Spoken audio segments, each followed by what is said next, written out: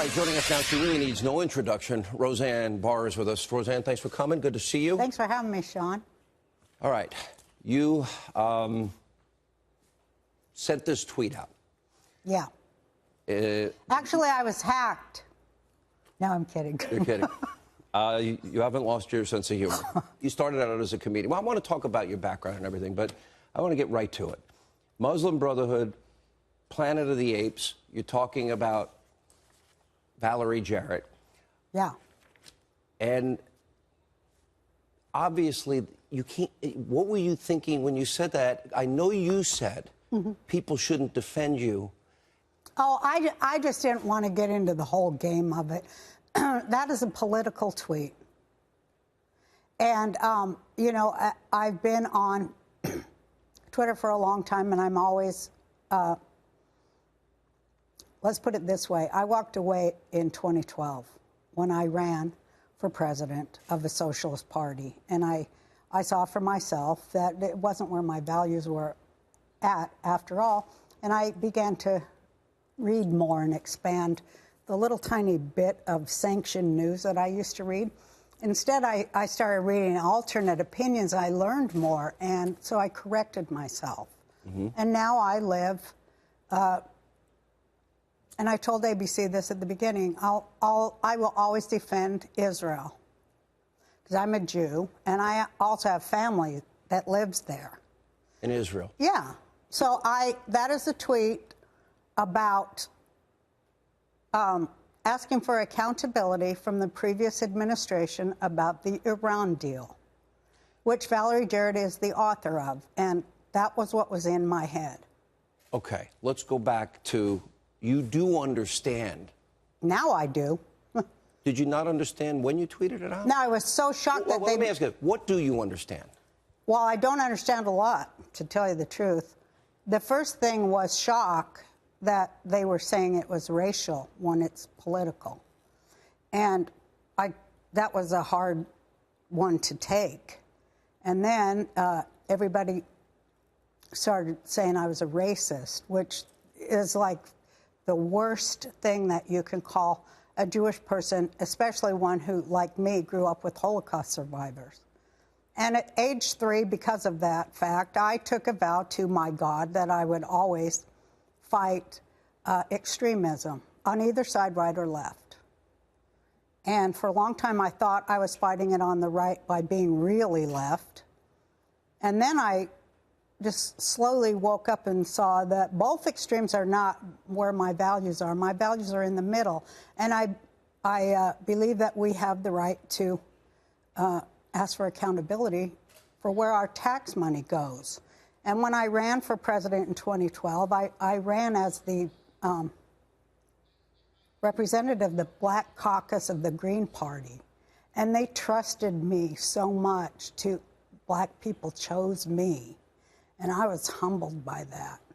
And I ran on an anti-racist, you know, Clinton's drug wars, and what that means, that 1 in every 4 African-American males are in prison for pot, and lesser. I mean, it's just, I'm very informed. I'm not, you know, I've always been political. My comedy is political. Do you see now? Yeah. What, in other words, what I guess I'm trying to ascertain, Roseanne, is that the reaction was universal. Well, it seemed that way. And, well, in many ways it was.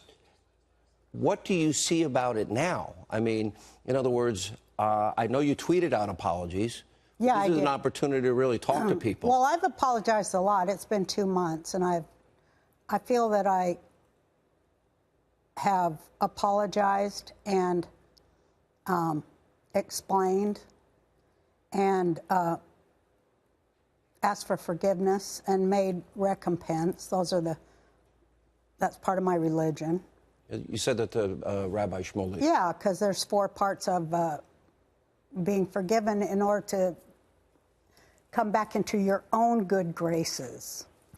And I was so sad that people thought it was racist. And then I went into the whole thing about the whole discussion of racism, and that blew my mind because it's so much a part of what the show I was doing was about, And I'm like, why can they not see my work? And then I got really messed up thinking, in this world, it seems as if words matter more than actions, but in the real life world, actions matter more than words. And my actions over 30 years as an artist and a comedian, I've always been against the abuse of power towards all marginalized groups. But now I feel like both the left and the right have marginalized the middle. And it's just too crazy. And the thing that broke my heart the most, I have to say this, is that I have African American children in my family and in my loved circle. In your immediate family? Yeah, and in my loving circle, and Asians too, and Hispanic people. And Jews get around, let's put it like that. But I felt so bad for those kids because I love them, and I don't want them to think of me like that, you know? And I know, and I was so sad, and I'm so sad that anyone thinks that of me, but I'm not that person. And I was going through a very hard time. You know, how would you like it to be sitting in a room with 25 people who think Trump is the worst thing that's ever happened to the United States? How would you like it? Could you do your job? It happens to me every day. Really? Yeah, there are a lot of people that don't like what I have to say. In your circle? Oh, I don't know if you read a lot about Sean Hannity, but this isn't I about do, me. but here's what I really... people that work on your show are like that? There's plenty of people around here that disagree with every word I say and hate what I stand for. Absolutely. Disagree adamantly with me. But, you know, I signed up. I give strong opinions, and some people disagree, but I have no problem with people disagreeing. Here's what I don't either, but that's what upset me so badly, because I like to hear all sides. That's how I form a story. Oh, I have a whole list of stuff you said about Republicans and Catholics, of which, you know, both. I've said it about everybody. Listen, I hate everyone equally. But obviously you're kidding. No, but everybody deserves to be joked about. Here's what I want to get to the bottom. Anybody who's in any kind of position of power deserves to have a joke about them. And if they can't laugh at themselves, then that means something. If you can't laugh at yourself first before you start laughing at everybody else, that means something. Isn't that how you started your career? By the domestic goddess? Yeah. And you poke a lot of fun at yourself? I tell more jokes about myself than I do anybody else, because to me, comedy is very personal. That's what makes it funny. That's what made people like the Roseanne show, because they saw themselves in, or had an aunt, or, you know, their mom or their sister. Somebody in their family was, you know, a loud, outspoken woman who loved her family. And that was what I was so excited about to come back to television, was to show that that family is also multiracial and lives next door to Muslims whose ideas they don't agree with. That was what I brought to television and what kicked everybody's ass in the ratings, and they should be so lucky that they'll ever get anywhere near that. And they can't take that away from me no matter what's happened. I guess this is an opportunity. There are a lot of people, Roseanne, that are not on social media. Yeah. Maybe haven't read your apologies. Yeah, they're smart. I can put, well, they probably, are you off now, Twitter forever? Well, my kids took it away from me forever. Well, you could always get another phone. But here's, I think, a very important thing. For those people, though, and I'll put up some of the apologies here that you have tweeted out, but there are still a lot of people that look at that comment and they think that they cannot believe that you didn't know better. Yeah, I know, but I did. But I want you to address that. Address those people. You know, I made a mistake, obviously. It cost me everything, my life's work, everything. I made a mistake, and I've paid the price for it. But no, I did not know she was, like a lot of Americans, including a lot of people of all types, they didn't know either. I mean, I read that you said that you didn't, and you had this crazy video this week. What was that? I was so mad. Well, I was filming this thing to, you know, my real apology, which followed it.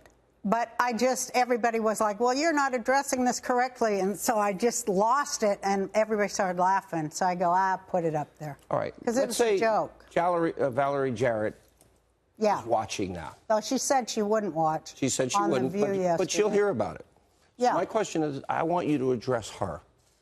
Because she was, and maybe not just her, but maybe people in the community that are so outraged about it. I want you to address them from your heart and tell them. Here's what I have to say. Let's talk about it.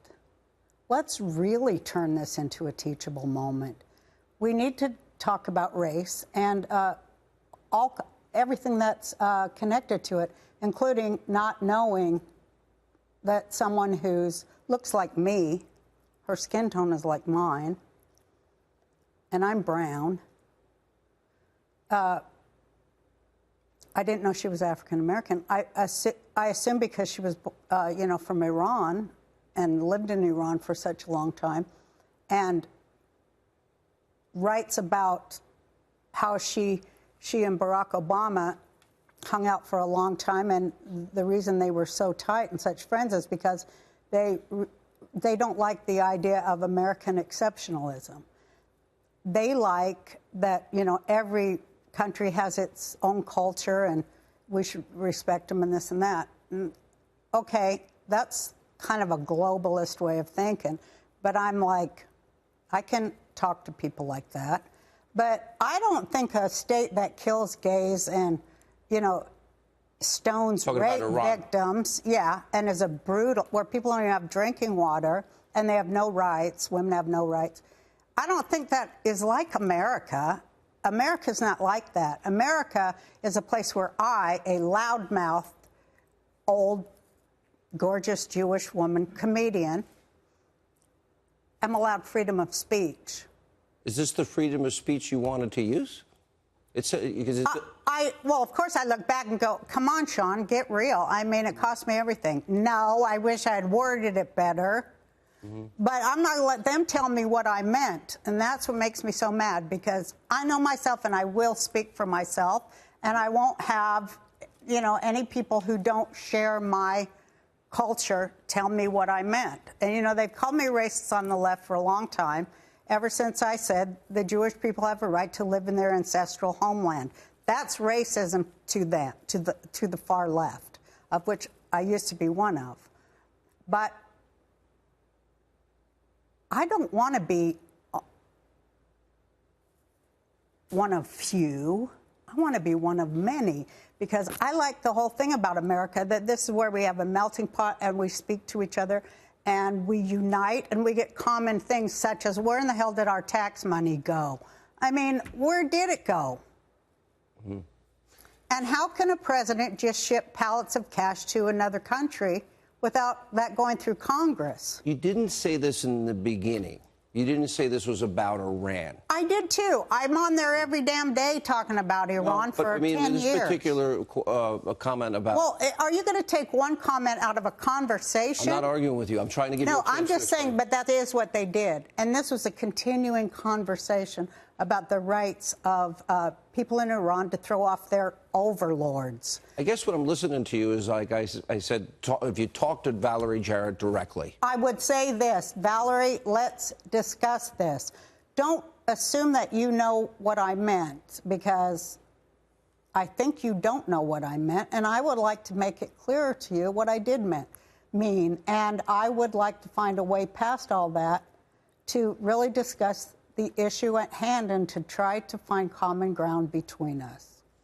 Would you want to say sorry to her directly? Would you like to talk to her? Well, I have already. Have you talked to her? You haven't talked to her? No, I haven't called her, because I was like thinking what would be the right thing to say. To call her? Yeah.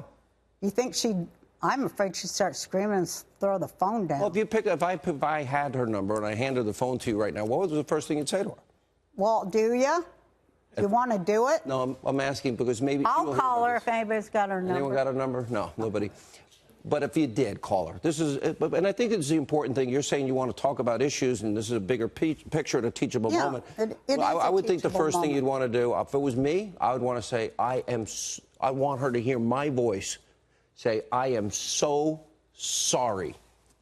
And I know you've tweeted it, and I know you said it, but now that you have a very different perspective on the comments, I would assume you'd want to start there. Well, I already have said I'm sorry for 2 months. No, I know that, but you'd want to say it directly to her is what I'm asking. Oh, yeah. If she was on the phone or something, you mean? Yeah. Yeah, well, she's not. But if she's watching, I'm so sorry that you thought I was racist and that you thought that my tweet was racist, because it wasn't. It was political. And I'm sorry for the misunderstanding that caused my ill-worded tweet. And, you know, I'm sorry that you feel harmed and hurt. I never meant that. And for that, I apologize.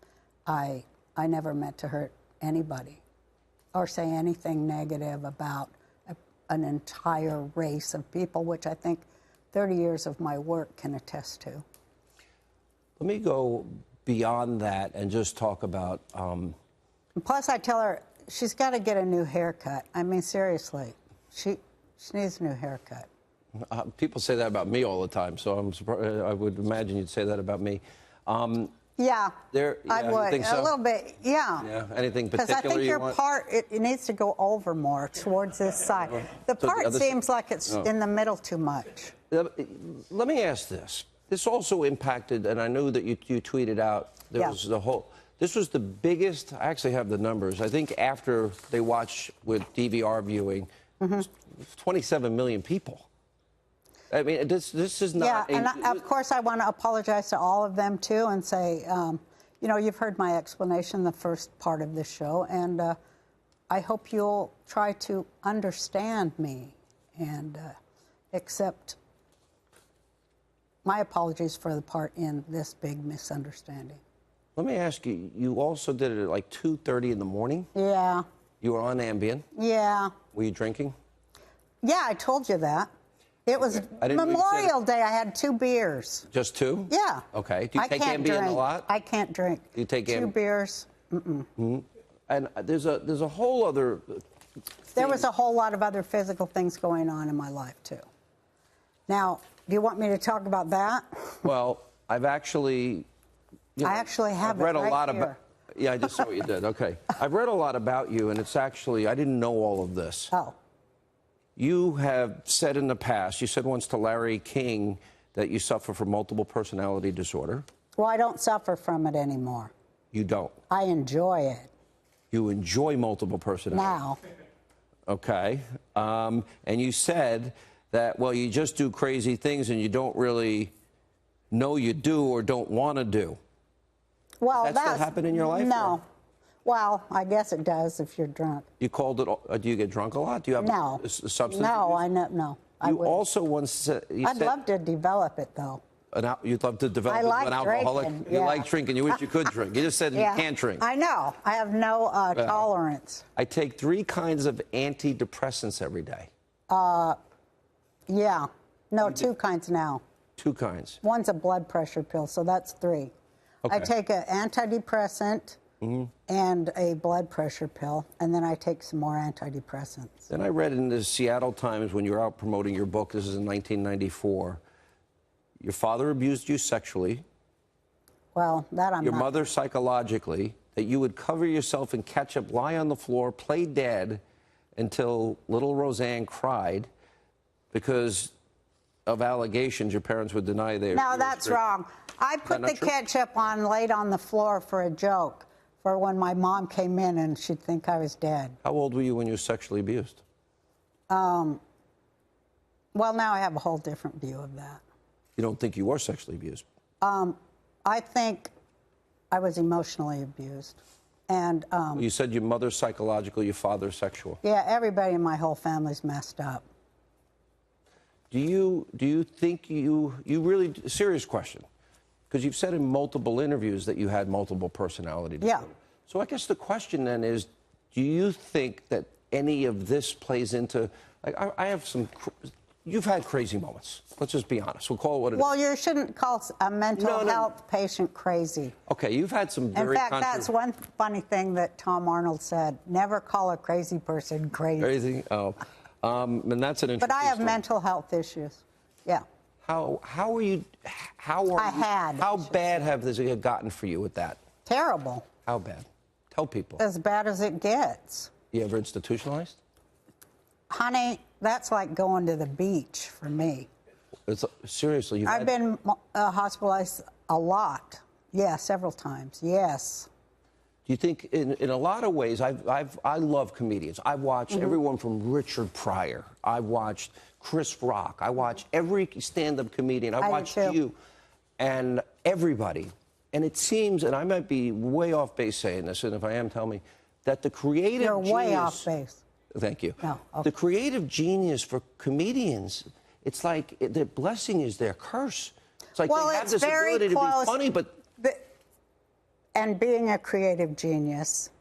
No, I'm serious. No, but I know I am. But anyway, no, but I am. No, you're a domestic goddess. Yeah.